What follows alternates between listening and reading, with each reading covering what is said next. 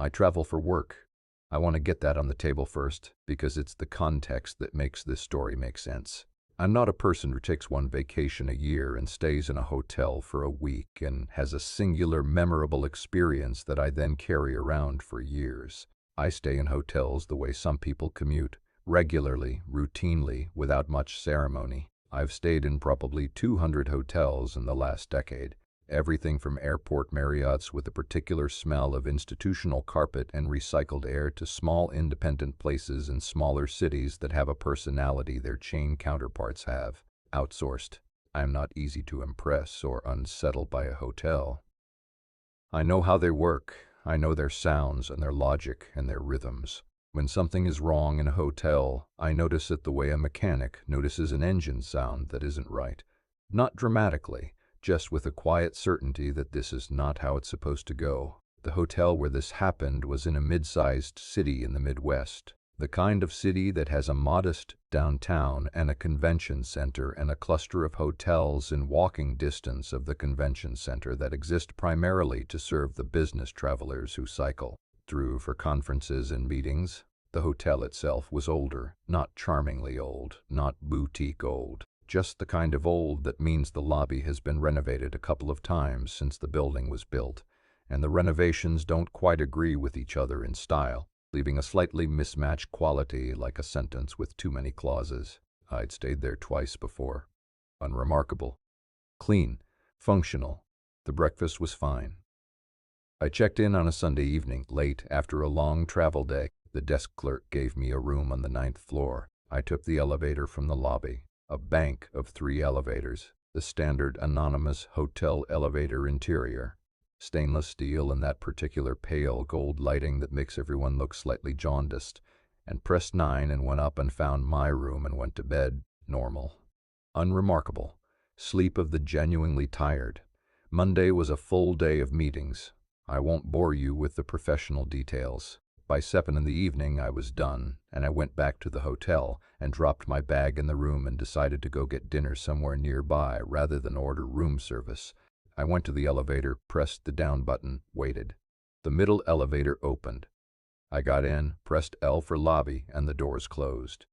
Here's where it starts. The elevator went up, not down. Up. I pressed L, and the elevator went up. This is not how elevators work. When you press lobby from the 9th floor, the elevator goes down. This is a fixed feature of reality. But this elevator went up, and I registered this fact with the mild irritation of a tired person encountering a minor malfunction rather than any alarm. I pressed L again. The elevator continued going up. I pressed the door open button. Nothing. I pressed the emergency stop. Nothing. The elevator rose smoothly and without any mechanical irregularity, just rising the way it would if everything were normal and I had pressed the button for a higher floor. Except I hadn't, and the lobby was not up. It stopped. The doors opened. I looked out at a hallway. The hallway looked like every other floor hallway in that hotel. Same carpet, same wall sconces, same room number placards on the doors. It looked exactly right in every detail. Except for one thing that I noticed immediately and that my brain spent a few seconds processing before it landed. The number on the placard of the room directly across from the elevator was 1247.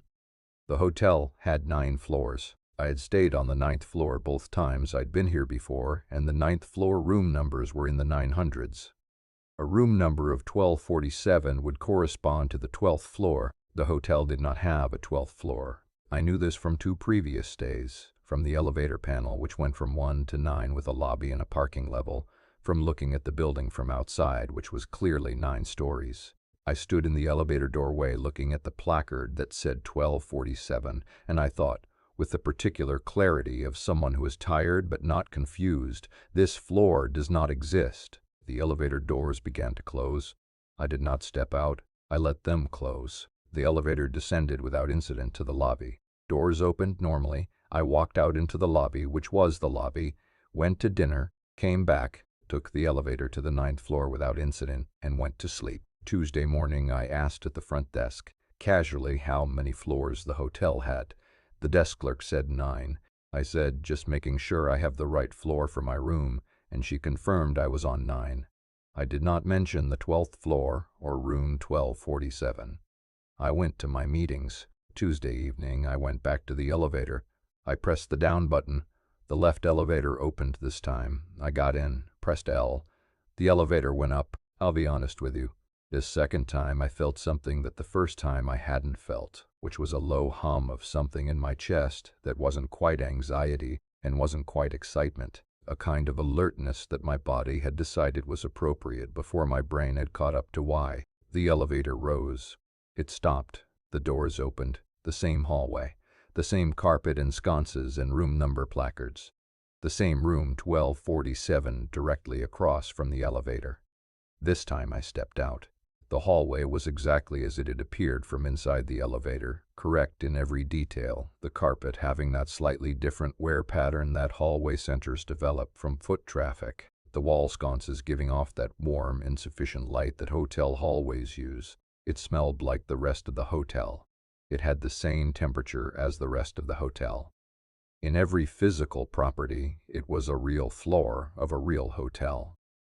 I walked down the hallway. The room numbers ran in the 1200s, 1241, 1243, 1245, 1245, 1247, and then further along 1249, 1251, all present, all with the same style of placard, all with a thin line of darkness under the door that indicates an unoccupied or darkened room. No light under any door, no sound from any room. The hallway was very quiet, in a way that hotel hallways at 7 in the evening usually aren't. Usually there's the faint bleed of television from behind doors, voices, the muffled sounds of occupied rooms. This hallway was completely silent in a way that felt total rather than merely quiet. At the end of the hallway there was a window. This was something I could verify against the building's exterior. If this was actually a 12th floor, the window would offer a view consistent with being 12 stories up. I walked to the window and looked out. The city was there, 12 stories down, or what appeared to be 12 stories. The streets and buildings of the downtown at dusk. The particular orange-gray of a Midwestern city evening.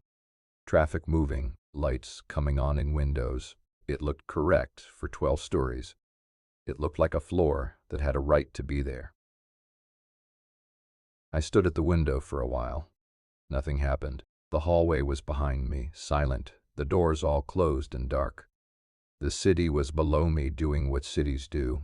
I was on a floor that the building I was standing in did not have, looking out at a view that belonged to a height the building didn't reach. I went back to the elevator and pressed the down button and went to the lobby and had dinner. Same as the night before. Wednesday evening I did it a third time. By this point, I had accepted that something about the middle elevator, or about me and the middle elevator, or about the middle elevator and this particular time of evening, produced this result, and I had decided to accept that rather than fight it. The elevator went up. The doors opened. I stepped out. I walked the hallway again. Same silence, same dark under the doors, same end window with the 12-story view. But this time, midway down the hallway, one of the doors was open, not wide open, a few inches the way a door rests when it hasn't quite caught in the latch. Room 1251, a thin vertical strip of interior darkness, and then, just at the edge of what the gap revealed, the corner of a chair and a lamp that was off. I stood in front of the open door for a while. I did not go in. I want to be clear about that. I did not open the door further, and I did not step inside. I stood in the hallway, and I looked at the thin strip of darkness and the chair corner and the unlit lamp, and I thought about what I was doing, and I decided that there was a boundary between the hallway and the interior of that room that I was not going to cross. Not out of fear, exactly, more out of the intuition that some limits are worth respecting even when, especially when, you don't fully understand what they mark. I said out loud into the gap, I don't know what this place is, but I've been here 3 nights and nothing's happened, and I appreciate that. I don't know why I said it. It seemed like the right thing to say, the way certain things seem like the right thing without the backing of a clear reason. Then I went back to the elevator and went to the lobby.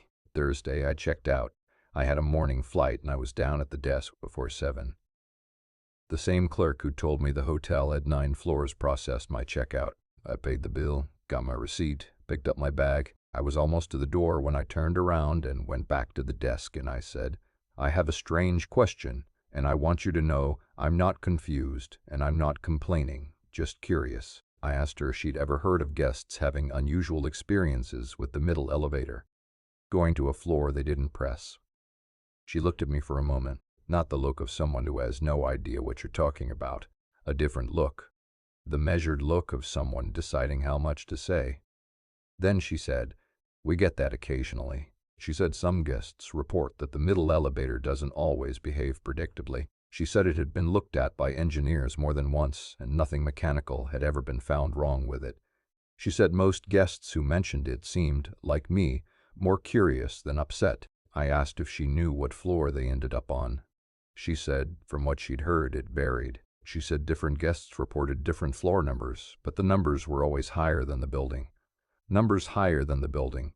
I thanked her and picked up my bag and left. I've been back to that city twice since. Neither time did I stay at that hotel. Scheduling and availability put me somewhere else. I've thought about going back deliberately, booking a room there, trying the middle elevator again. I haven't done it yet. I'm not sure if what stops me is caution or the feeling that 3 evenings on a floor that doesn't exist was a complete experience, and returning to it might diminish rather than extend it. What I think about most, honestly, is not the floor itself or the empty silent rooms or even the open door at room 1251. What I think about most is the window, the view 12 stories down over a city that I could verify from the street, a view that required a floor that wasn't there, a height that a 9-story building couldn't provide, whatever that floor was, a fold in the building space, a layer of the place that existed in some other accounting of it, something that the building had always contained and that occasionally became accessible to the people inside it. It had windows with real views. It was connected to the real city. It was not entirely apart from the world I came from, just elevated above it in a way the architecture couldn't explain. Elevated above it. I find that comforting in a way I'm not entirely able to articulate.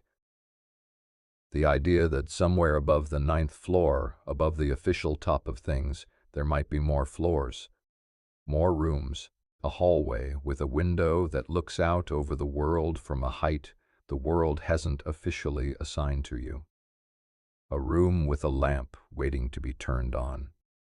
Maybe that's all any unexplained floor is, just extra space, just more room than the building admits to having, just height you weren't supposed to have access to, looking out over a city that doesn't know you're up there. Sleep well tonight. I hope your building has more floors than it shows on the panel. I hope somewhere above where you think the top is, there's a window, and I hope the view is good.